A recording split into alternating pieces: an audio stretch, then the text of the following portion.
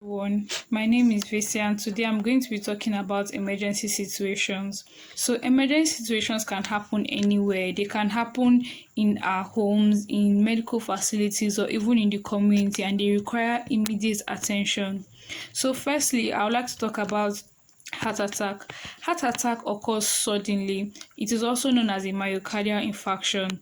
So myocardium is the muscular part of the heart, while infarction occurs when there is no flow of blood to a particular part of our body. So myocardial infarction occurs when there is no flow of blood to the muscular part of the heart.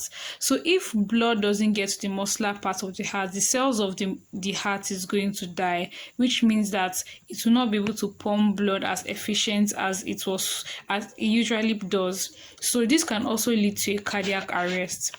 So the next one is stroke. Stroke, in contrast to a heart attack, is known as a brain attack. It is also known as a cerebrovascular accident. Stroke occurs suddenly also. It occurs when there is no flow of blood to the brain. It has less violent symptoms. So instead of having like chest pain and all of that, stroke occurs, it just happens when the symptom is just loss of consciousness.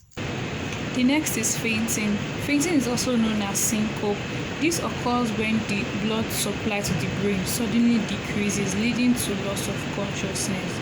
Although fainting can be like a symptom of a very chronic disease or a very serious disease, it also happens due to hunger, which leads to low blood sugar, thirst when the person is dehydrated, when the person is in a hot environment, or when the person has been standing for too long. Fainting is not a life-threatening issue, but due to the fact that the person has a high risk of injury due to the person falling, it may lead to a serious problem. So we have to attend to someone that is about to faint immediately to prevent further damage.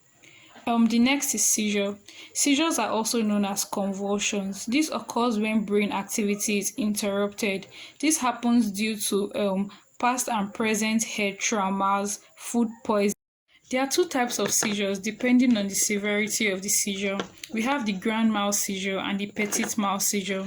So the grand mal seizure is characterized by violent jerking of the muscles, while petit mal seizure, on the other hand, is characterized by if a patient stopping their speech midway and staring into space. It is also known as absent seizures because the person is not doing anything, the person is not responsive, but the person just stares without being conscious of his or her environment.